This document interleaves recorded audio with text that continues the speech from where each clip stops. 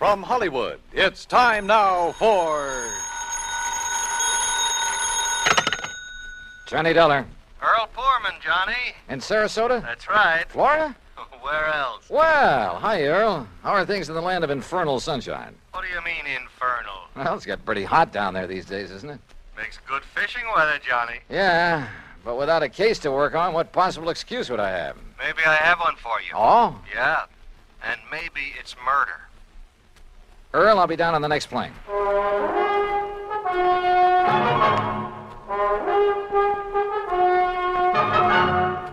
Bob Bailey in the exciting adventures of the man with the action-packed expense account. America's fabulous freelance insurance investigator. Yours truly, Johnny Dollar.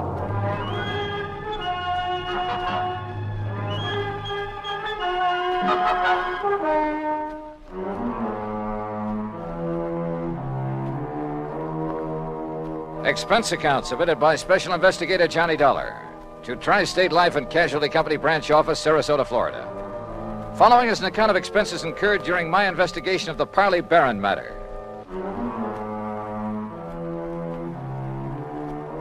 Expense account item 1, $131.50, transportation and incidentals to Sarasota, Florida. Knowing Earl Poorman, I didn't bother checking into a hotel, but instead took a cab to his office in the Conroy building. Tall, lanky, easygoing, he welcomed me like a long-lost brother. Oh, Johnny, you're looking great. And I'm glad you're here because you can clear up this case in a hurry, and then you and I can get out in the Gulf and do some real serious fishing. Oh, well, that's okay by me, Earl. Your last trip down here, you remember, they weren't biting so good. But, oh, Johnny, so help me now that... Oh, I see you've got your bags with you. Well, yeah. Good, because you're going to stay with us out the house. Now, I'm not going to take any argument. I told that old battle axe I'm married to hang out an extra towel for you. How is Mike? Oh, she's great, just great. I never did understand how I was lucky enough to grab that dame, Johnny. Oh, well, now, I think maybe she kind of cares for you, too, Earl. Now, about yeah, why women show funny taste sometimes. Hey, maybe the old horse will go fishing with us. Mike? Yeah. Anything over 10 pounds would pull her right out of the boat. Oh, but now, what kind of a problem? She's been getting pretty good with a rod and reel. Look, will you? This fishing talk is just making my mouth water. First, we'd better discuss... Yes, I know. Once I get started on fishing... I know. All right, now. Let's get down to cases, huh? Oh, all right, if you insist. I insist. Yeah, all right. Okay. I was just trying to stall off having to. You know where Lido Key is? Lido? Yeah, a mile or so offshore, just beyond St. Armand's Key, where we live. Oh, yeah, sure. Well, a client of mine, a man I've known for years. He retired, bought himself a piece of property there, built a nice little home on it. His name is Parley Barron. So? Well, I've handled all his insurance for him, including a straight life at $50,000. Uh-huh. Beneficiary? His wife, Flora Barron. And what's happened to him? Well, Friday morning, now that's the day before yesterday, he left the house just to do some errands. Well, go on. Yeah, well, he hadn't got back home by about 5 p.m., and his wife started calling around, trying to find out where he was, and nobody seemed to know. So finally, she put in a call to the police. Who's your man there? Sergeant Harry Brackett. Oh, I remember him. Sure. Go on. Well, then around 7 p.m., they found Barron's car. Found it parked down by one of the fishing docks. But no sign of him. Not a sign, not then or since. Had he gone out fishing? Police questioned everybody, the boat owners, all the boat livery, everybody. Old Will Bright, who runs the dock where the car was parked, he was closed up. Sign on the door saying he'd gone up to Gainesville. Well, could Barron have had any reason to disappear? Oh, no. Well, not that anyone knows of. What kind of a person is his wife? No, she's very sweet, Johnny. She's a bit of a bore. But, they doted on each other. All right, how about enemies? Parley Barron? Never. Sweet old guy. I sure hope you can find him. That he's still alive. I'm afraid I doubt it. Well, so far, you've given me no reason to believe he's dead. Well, it's just a feeling, I guess. And I don't like it. Well, what else can you tell me, Earl? Nothing, really. Then maybe I'd better talk to Mrs. Barron and to the police. Yeah. Oh, here. You take my car. Oh, thanks. It's the new air-conditioned cad out in back of the building. What did you do? Oh, Michael picked me up. Now, we'll see you at the house for dinner, huh? Well, that may depend on what I find out in the meantime. Whenever you're ready, there's food and there's a bed waiting for you, and I hope you... Well, I just hope you find Parley Barron. Pretty good friend of yours, isn't he? Oh, yeah, Johnny. He was. Earl seemed so sure that Barron was dead. I was pretty down in the mouth about it. But I wondered, did he know something about the old man that he hadn't told me? That didn't seem like Earl. He gave me the Barron's address on Lido Key, and I drove out there. Laura Barron was a fragile, gray-haired little old lady wearing steel-rimmed spectacles and with almost a sanctimonious air about her. She sat primly, properly straight in her chair as we talked, a Bible in her hand. Then Mr. Earl Poorman has told you as much as any of us knows, Mr. Dollar. I see.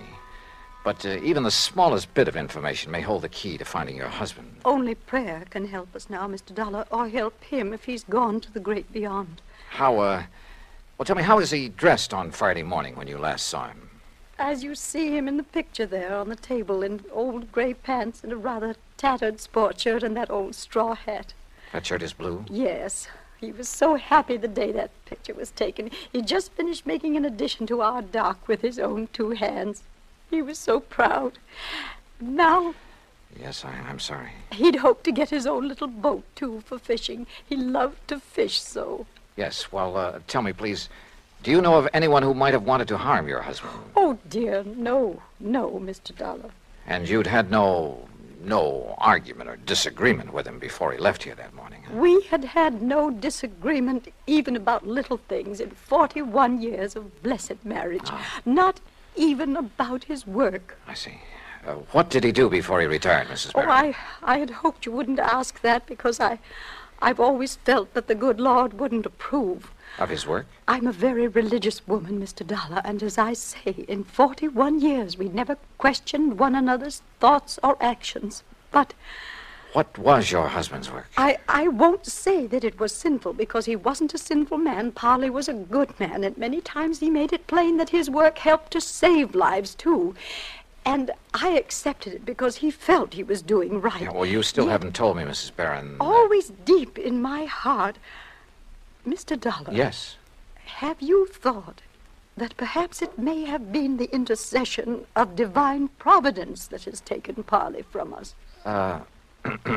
No. But you must consider it, mustn't you? Because the workings of the power that guides our destinies, our birth and our death... Mrs. Barron... They are sometimes too mysterious for us mortals fully to comprehend, much less question. Well... And so, if my beloved Parley has been taken from us for some divine purpose or for something he might have done unknowing that was not in accord with the supreme will... Mrs. Barron, I'm sorry, but I would like to know what your husband's work was. I know, and perhaps it was my humble mission on earth, the cross I had to bear to guide him away from it, to... chemicals. He was a chemist, Mr. Dollar. Explosives. Explosives? Yes, heaven please forgive me for not having led him into some other field. Where did he work? Tampa, Dufresne Chemical Corporation. Dufresne. Oh, yes, I've heard of it. Explosive things to kill in defiance of the Almighty's purpose, that we love one another. Yeah, but now how long ago was this? He retired in 1951. And since then? Here in Sarasota. Uh-huh. And to keep himself occupied? Oh, this lovely home of ours and his fishing.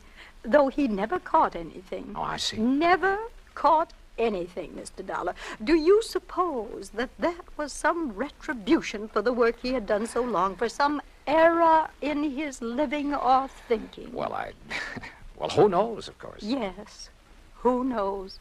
But we should consider it, shouldn't we? Where did he do his fishing? He never told me, but he left here almost every day to try his skill. And always he came home empty-handed. Yeah. Well, thanks, Mrs. Barron. I'm sorry to have had to ask you so many questions. It's all right, Mr. Dollar. My faith will sustain me through this ordeal. I'm sure it will. Thanks again.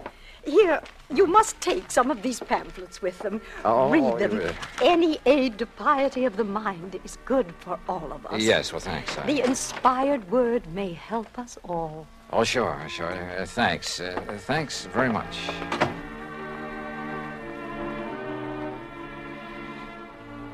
I like to think that on the whole maybe I'm not too religious in the sense of going to church regularly and that sort of thing, but well, at least I try to live a decent sort of life and observe the golden rule and stick to some ideals, but in an atmosphere like that, well, I couldn't help wondering if her husband didn't have good reason for wanting to get away for a while. In any event, I'd got nowhere on the case, so I phoned Sergeant Harry Brackett. That's item 2, 10 cents. But the desk at headquarters said he wouldn't be back until about 6 p.m. And since I really had nothing to go on until I could see him, I dropped in on Earl again. You kidding? Then we'll take the boat, run out into the Gulf, and get some fish for dinner. It's the best time of day. So who was I to refuse? And within the hour, we were fighting the tide through the pass between Lido and Longboat Keys on our way along into the Gulf. Yeah, Johnny, I find I always have my best luck along about this time of day, just before sundown. I still ought to be back there working. Why? Sergeant Brackett won't be back at headquarters until 6 o'clock. You told me yourself. Now, what can you do until you talk to him and find out what leads he may have? Oh, man, you are a funny one. You call me long distance to get down in a hurry, then insist I go fishing instead of working on the Don't you case. know, fishing's the answer to more problems than anything else in the world. You got worries? Go fishing. You'll forget them. Got a nagging wife? Oh, don't let Mike hear you say that. Well, she's different. Cute little shrimp. But you know what I mean. A writer, he wants ideas, he goes fishing. A businessman? A detective? Huh? Go ahead and say it, an insurance investor. Sure. I'll bet that more than once when you've been stumped on a case, why, if you had just relaxed your mind by going out somewhere and wetting a line... I wish it were that easy. And so far as this matter is concerned, I haven't even got started on it yet. Well, relax anyway. Who knows? Maybe the answer to what's happened to poor old Parley Barron will just come to you. Oh, yeah, sure. Oh, sure. Instead of you chasing Earl. him. Huh? Yeah? Up ahead, just to the right there. Where? Oh, yeah. Somebody's old beat-up straw hat. Yeah, and a little further. You know something? The tide will carry that skimmer right smack into the Earl, city pier. look. And if the fellow that lost Look, it knows... further over to the right. Huh? What is that, floating there? I don't know. Well, that looks like... Oh, good Lord. Johnny. It's a body, Johnny. We'll drift over to it. It's a body, all right. And that straw hat looks exactly like one I saw in a picture this afternoon. Here. I got it. Can you reach him, Johnny? Yeah. Here we go now. Oh, good boy. All right, now let's see. Oh. Is it? Yeah. Are you sure, Earl? Oh, yeah. Yeah, Johnny, it's poor old Parley Barron.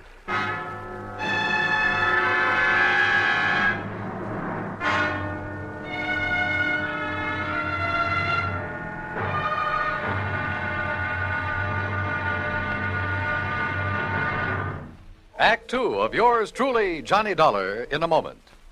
And now, Act 2 of yours truly, Johnny Dollar, and the Parley Barron matter.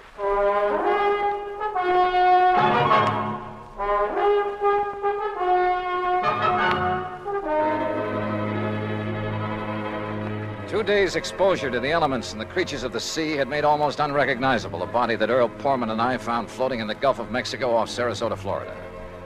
But Earl was certain it was the remains of old Parley Barron, who had disappeared 2 days before. The men on duty at police headquarters confirmed the identification and placed the body in the morgue to await the autopsy surgeon. On a hunch, I asked Earl to drive me over to Will Bright's boat dock, where Barron's car had been left parked. It's like I just finished telling the police over the telephone. I wasn't here when poor old Barron come for his boat on Friday. Oh, what a shame, such a nice old man. Where were you, Mr. Bright? I was up to Gainesville picking up some fishing tackle from a wholesaler. Well, then Mr. Barron must have got a boat from someone else that morning. Oh, no, sir. No, No? Mr. Pullman, no, sir. Why not, Mr. Bright? Oh, he never took out a boat from anybody else but me. His own boat. At least it was the one I kept set aside for him. And that's what kind of puzzled me, Mr. Dollar, is it? That's right. Well, you see, when I come back here Saturday night, his boat was right here at the dock. But it weren't tied up in its usual spot where I always tie it up. Somebody had moved it. Must have. And it weren't my helper, Pete. You know, Johnny, that means he may have taken it out, but whoever did him in returned it. Oh, possibly. Mr. Bright, which one is his boat? Oh, right here, I'll show you. I always give him the same one. Never let nobody else use it. That's why he kept his fishing tackle just laying in it, always ready to use. Here. Yeah, I see. I've heard he wasn't a very good fisherman. No, he never brought in a thing. Of course, maybe he was so soft-hearted he put back everything he caught. Or maybe his daily excursions were just to get away from his wife, Mr. Bright. Now, don't you say nothing against her, mister. Maybe she is a little touched on religion. Sure, she tries a different kind every couple of months. But she's a fine woman, just like he was a fine man. And everybody knows it. Yeah. The whole town is mourning him. Excuse me. What are you looking for, Johnny? Earl, I just noticed something about this tackle lying in the boat. Mm-hmm. Well? Come on. Thanks a lot, Mr. Bright. Like to tell you what I think might have happened? Yeah, maybe later, thanks. Well, what did you find there, Johnny? Earl, did Parley Barron ever go fishing with you? You were good friends. No, he always wanted to go out alone. Yeah, but not to fish. Huh? That tackle box hasn't been moved in months. The paint is still dark under it. What? And that reel, I could hardly turn it. Well, then what? I don't know what. But Barron was using that boat every day for something besides fishing. Any ideas? You know him pretty well, have you? No. Let's get over to headquarters. Earl felt he ought to go back to his office where his wife Mike had promised to pick him up, so I borrowed his car again and went over to headquarters alone. Sergeant Harry Brackett, who was assigned to the case, had returned. He was on the phone when I walked in on him. He gets back to town, Mrs. Dana, so please have him call me immediately, will you? Yes, ma'am. Thank you. Yes, sir, what Johnny! Yeah, hi, Harry. Yeah, Johnny, I'm sure glad you're here. I got a real mixed-up case on my hands. The Parley Barron matter, huh? Well, you know about it? That's why I came to Sarasota. Earl Portman called me. Have you found out anything? Nothing much, have you? Well, only what's here, the autopsy report. What's in it, Harry? Doc Snowden says that Parley Barron was dead before he was put into the water out there in the Gulf. Oh? No water in the lungs, you see what I mean? It probably means murder. Have you told anybody this? No, not yet. Why not? Well, I don't know. Maybe because I just can't figure anybody in the world would want to kill Parley Barron. Did you talk with Will Bright down at the boat dock? Just before you came in. You know, it sounds like somebody went with Barron in his skiff that morning. Killed him, dumped him over the side, and then brought the boat back alone, doesn't it? Yeah, except for one thing. Pete Marino, a little kid who plays around Bright's dock all the time, he's sort of a self-appointed caretaker when Bright isn't there. What about him? Well, Peter saw Mr. Barron take off in his skiff Friday morning, alone. But he didn't see him come back. Pete went home for lunch. When he got back to the dock, the skiff was in. Uh-huh. Then whoever did it met him out on the water somewhere. Maybe several people, so that one of them could return the skiff. Be taking an awful chance, wouldn't it? How do you mean? Yeah, Doc's in a pretty isolated spot, all right, but the killer showing up in Barron's skiff without the old man along, that's too much of a chance. How else could it be returned? Tied. Tied. Little Pete says that when he got back to the dock, the skiff was there, all right, but not in its usual place. So Will Bright mentioned. Also, it wasn't tied up. It was just sitting there. Oh, then you meant untied. No, I meant T-I-D-E. When the tide's rising, it floats everything from the pass between Lido and Longboat Keys right up to Will's dock. You think the boat just floated back by itself? You got a better idea? Harry, Yeah. are you sure it was Barron's body we picked up out there? After all, the fish and whatnot disfigured it pretty badly. Johnny, I've known him for years, and didn't Earl Pullman recognize him immediately? Yeah. In the clothes he was wearing, his own straw hat? Well, have you checked on his dental work, things like that? I'm waiting now for Dr. Dana. He was his dentist to get back to. You know, that's a funny thing. What? I called Dana the minute that body was brought in. After all, teeth are about as solid identification as you can get. Oh, I thought you were sure anyway. Well, I wanted to be doubly sure. Anyhow, when Dana didn't get here right away, I called him again. I got his wife on the phone, and according to her, he suddenly left for Tampa. Urgent call or something. Where in Tampa? She didn't know. At least she wouldn't say, but it seems kind of fishy to me. Well, it may just be that one of his patients... Dana. That's right. The man who got so much publicity about atomic radiation studies, effects on the teeth and so on. That's the one. What's the matter, Johnny? Well, when you're stumped on a case, says Earl Pullman, go fishing. We did. We found a body. What are you getting at? Me, when I'm stumped, I play my hunches, no matter how crazy they may seem. And the hunch I have right now, man, is the craziest. I'll see you later. I learned a long time ago in this business, when you got a hunch on the line, you play it for all it's worth. Item 3, 10 cents for a phone call from a booth in the drugstore just around the corner. Hello? Hello, Mrs. Dana. Yes, this is Mrs. Dana. My name is Larkin, Mrs. Dana, from the Federal Bureau. The Federal Bureau... That's right, so you can see why it's important you say nothing to anyone about this call.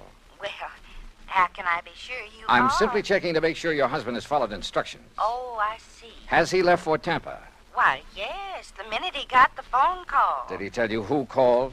Why, no, but I did hear him mention the name Dufresne. Dufresne. Yes, only he didn't know I heard, and... Oh, maybe I shouldn't have mentioned it. Just be sure you don't mention it to anyone else. Oh, no. Goodbye.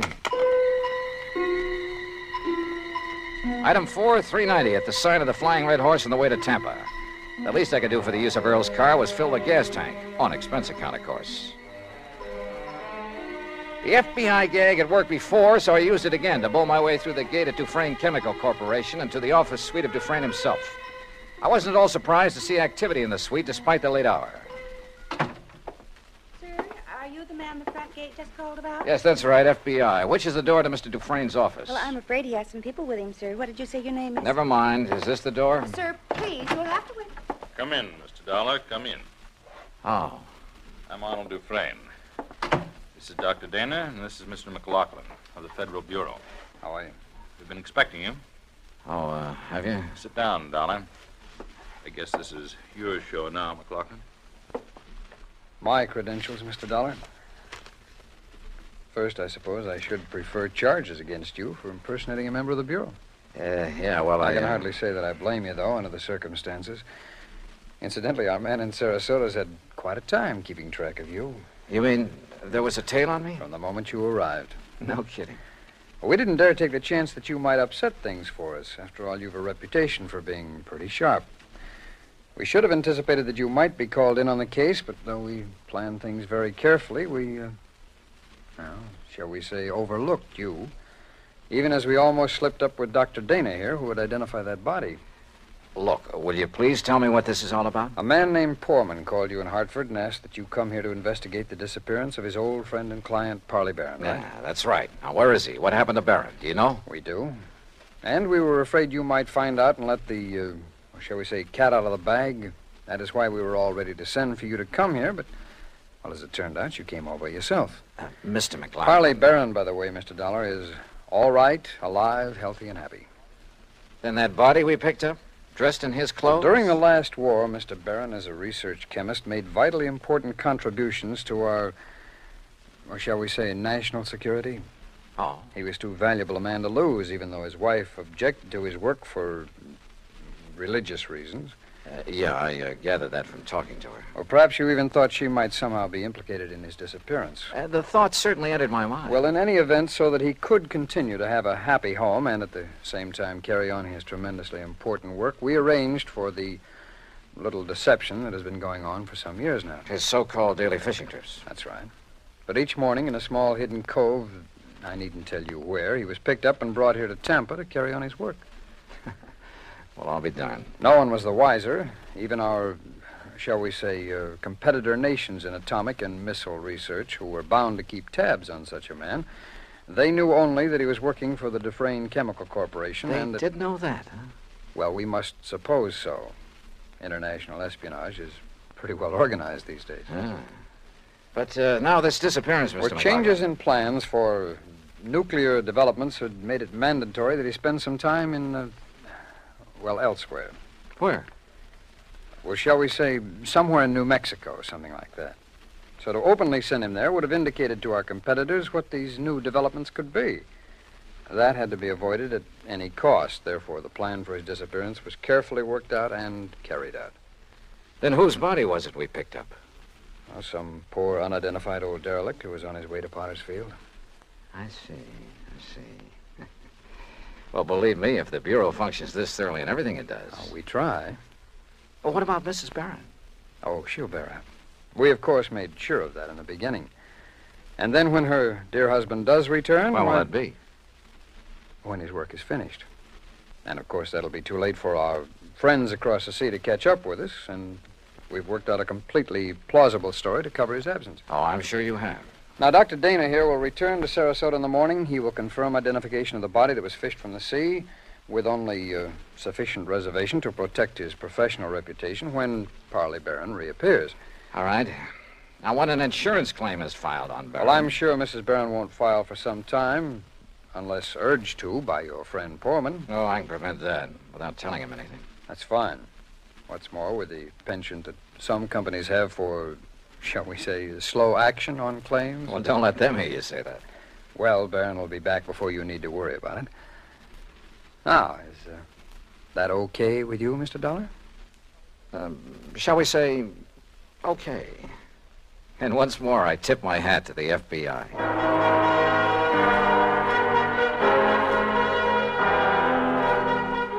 Expense account total, including plane fare and incidentals back to Hartford, $421.50. Remarks?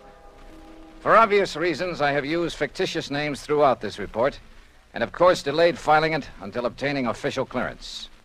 Yours truly, Johnny Dollar.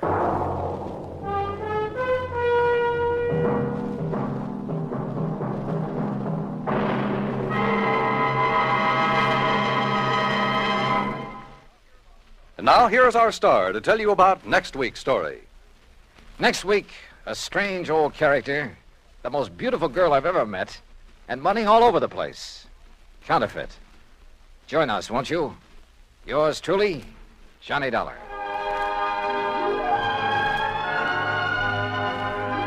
Yours truly, Johnny Dollar, starring Bob Bailey, originates in Hollywood.